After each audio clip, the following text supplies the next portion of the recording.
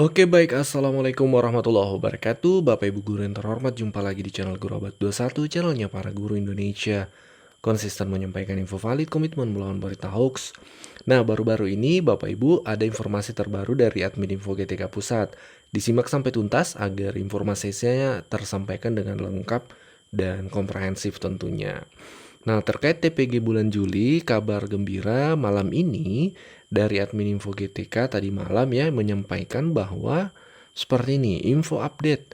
Penarikan perdana semester ganjil 26-27 akan dilakukan besok malam tanggal 22 Juli 2026 pukul 18. Nah, ini disampaikan di tanggal 21 malam. Jadi tanggal 22 Bapak Ibu hari ini itu akan dilakukan penarikan data Bapak Ibu ya untuk semester ini, semester baru, semester ganjil 26-27 pukul 18.00 waktu Indonesia Barat.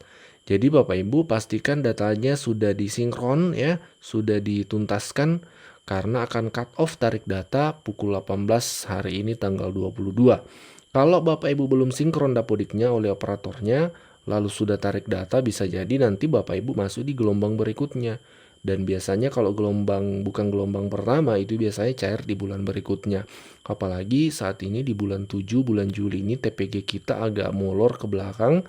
Biasanya tanggal 20 itu sudah rekomendasi pencairan, tapi ini tanggal 22 baru tarik data karena memang ada dapodik baru yang rilis di bulan ini. Itu yang menjadi penyebab sehingga agak mundur ya dari jadwal seperti biasa, tapi dari kementerian ini tetap mengupayakan mengejar cair di akhir bulan ini. Diawali dengan tahap tarik data tanggal 22 Juli pukul 18 Bapak Ibu. Nah, selain itu, semua guru sertifikasi tanpa terkecuali ini sangat wajib memahami terkait peraturan Menteri nomor 11 2025 yang lalu tentang beban kerja guru. Sebenarnya apa saja sih yang masuk dalam tugas tambahan guru itu? Supaya guru-guru bisa mengetahuinya. Mari kita pahami sebagai tambahan informasi ya. Jadi guru-guru sertifikasi pun kalau jamnya sudah terpenuhi, setidaknya dengan memahami ini menjadi pengetahuan untuk Bapak Ibu. Nah, mari kita cek. Di pasal 10 itu ada penjelasan di ayat 1. Melaksanakan tugas tambahan yang melekat pada pelaksanaan tugas pokok sesuai beban kerja guru. Kita biasa mengenalnya dengan tugas tambahan utama ya. Yang pertama, wakil kepala satuan pendidikan atau wakasek ya Bapak Ibu. Kalau di SMP itu 3. Jadi bisa 3 wakasek yang diakui jamnya setara 12 JP. Kalau di SMA, kalau tidak salah 4 itu bisa Bapak Ibu. Kemudian ketua program keahlian satuan pendidikan, kepala perpustakaan ini juga 12 JP ya Bapak Ibu, setara 12 JP. Jadi kalau pemenuhan 24 JP mah tinggal butuh 12 JP lagi. Kemudian kepala laboratorium, kepala lab ya, kepala bengkel atau unit produksi. Ini mungkin di SMK ya. Tapi kalau kepala lab ini bisa di SMP maupun di SMA umum. Kemudian pembimbing khusus pada satuan pendidikan, penyelenggara pendidikan inklusif, kemudian tugas tambahan lain sebagaimana dimaksud dalam huruf E. Nah, tugas tambahan di ayat 1 tadi itu dilaksanakan pada satmingkal, artinya di sekolah induknya Bapak Ibu. Nah, kemudian selain itu di pasal 11 ada penjelasan lagi selain tugas tambahan tadi. Nah, ada tugas tambahan lain yang ekuivalen ya, TTLE kita mengenalnya. Apa saja sih itu? Yang pertama, ada wali kelas, ada pembina organisasi OSIS ya, pembina OSIS. Ada pembina ekstrakurikuler, itu diakui jamnya Bapak Ibu. Ini sudah ada permennya, peraturan menterinya. Kemudian ada koordinator pengembangan kompetensi. Kemudian pengurus bursa kerja khusus pada sekolah menengah kejuruan SMK.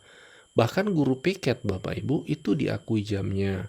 Kemudian pengurus lembaga sertifikasi profesi, koordinator pengelolaan kinerja guru PKG. Jadi kalau di sekolahnya ada tim, kemudian ada koordinatornya untuk PKG, itu bisa mendapatkan jam. Koordinator pembelajaran berbasis proyek, koordinator pembelajaran pendidikan inklusi, tim pencegahan dan penanganan kekerasan ya, perlindungan di satuan pendidikannya, itu juga termasuk Bapak Ibu. Pengurus kepanitiaan acara di satuan pendidikan, bahkan termasuk kepanitiaan itu juga ada JP-nya diakui tugas tambahan. Pengurus organisasi bidang pendidikan, misalnya PGRI atau MGMP atau IGI ya, atau KKG, nah itu. Tutor pada pendidikan kesetaraan bahkan itu diakui Bapak Ibu. Kalau Bapak Ibu juga tutor pada PKBM misalnya. Kemudian instruktur atau narasumber atau fasilitator pada program pengembangan kompetensi tingkat nasional. Kemudian peserta pada program pengembangan kompetensi yang terstruktur. Koordinator KKG atau MGMP di kabupaten, provinsi, atau gugus itu juga diakui jamnya. Kemudian kalau Bapak Ibu pengurus organisasi kemasyarakatan non-politik itu bahkan. Jadi memang dari Kementerian Pendidikan ini mendorong guru-guru aktif juga di kegiatan sosial kemasyarakatan seperti itu. Kemudian pengurus organisasi pemerintahan non-struktural itu juga dapat tambahan jam. Nah, di ayat 2 dijelaskan tugas tambahan lain ya sebagaimana dimaksud ayat 1 tadi sampai huruf L ya dilaksanakan pada saat mingkal. Tugas tambahan lain yang dimaksud pada huruf L sampai M itu dilaksanakan di luar saat mingkal. Kayak tadi sebagai pengurus KKG, MGMP ya otomatis itu di luar saat mingkal. Organisasi kemasyarakatan otomatis di luar sekolah masing-masing seperti itu. Kemudian rincian ekuivalensi tugas tambahan tadi itu tercantum dalam lampiran. Nah, tentu pertanyaannya kayak wali kelas, koordinator itu berapa JP? Itu terlampir Bapak Ibu. Mari kita cek langsung lampirannya. Nah, ini ya kita cek beberapa. Wali kelas ya, jumlah dan jangka waktunya guru mengambil satu kelas paling singkat 1 tahun itu setara 2 jam tatap muka per minggu Bapak Ibu. Jadi pemenuhannya kan 24 jam per minggu. Tuh, jadi 2 JP-nya itu bisa dari tatap muka. Kemudian pembina OSIS juga 2 jam tatap muka. Pembina ekskul itu setara 2 jam tatap muka. Koordinator pengembangan kompetensi 2 jam tatap muka. Pengurus bursa kerja itu 2 jam tatap muka. Dan ada juga yang 1 jam ya. Ini penjelasan lebih spesifiknya bisa Bapak Ibu disimak. Kemudian guru piket itu setara 1 jam tatap muka dalam 1 pekan. Pengurus lembaga sertifikasi profesi itu 2 jam, ada yang 1 jam. Kemudian koordinator PKG itu 2 jam. Koordinator pembelajaran berbasis proyek itu 2 jam. Koordinator pembelajaran inklusi itu 2 jam, setara 2 JP. Tim pencegahan dan pengenanganan kekerasan di satuan pendidikan itu 2 JP, Bapak Ibu. Kemudian ada yang 1 JP ya juga, ini ya, bisa Bapak Ibu simak penjelasannya di bagian kanan. Kemudian kita lanjut lagi untuk pengurus kepanitiaan di satuan pendidikan itu 1 jam tatap muka.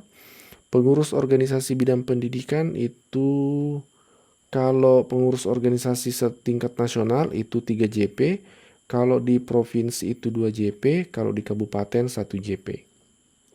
Kemudian tutor pada pendidikan kesetaraan itu 1 JP Bapak Ibu. Instruktur atau narasumber di tingkat nasional itu 1 JP. Kemudian peserta atau program pengembangan kompetensi yang terstruktur itu 1 JP. Koordinator KKG atau MGMP itu 1 JP. Kemudian pengurus organisasi kemasyarakatan non-politik 1 JP, pengurus lembaga organisasi pemerintahan non-struktural 1 JP. Ini Bapak Ibu regulasi dari Menteri Pendidikan yang ditandatangani dan ditetapkan oleh Menteri Pendidikan kita.